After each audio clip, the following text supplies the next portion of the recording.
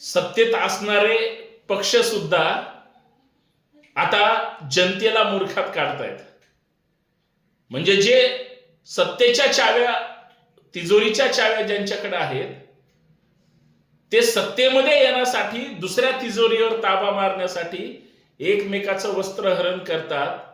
लोक सुशिक्षित आहेत, लोक सुज्ञ आहेत, लोक चाणक्य आणि चिकित्सक सुद्धा आहेत. तुम्ही कितीही शुद्ध पद्धतीने मूर्खात काढत असला, तुमच्याकडे राज्याचे प्रमुख असले तरी यांच्याकडे तिजोरीच्या चाव्याचे प्रमुख आहेत.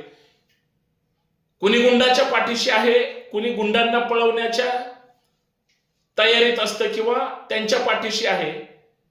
परंतु चांगल्या लोकांना मदत करायला यांच्याकडे वेळ नाही आणि समाजामध्ये लोकांमध्ये दहशत निर्माण करायला यांच्याकडे चांगले उमेदवार नाही, तर गुंडांच्या टोळ्या सुद्धा आहेत. हे सगळं कळतंय.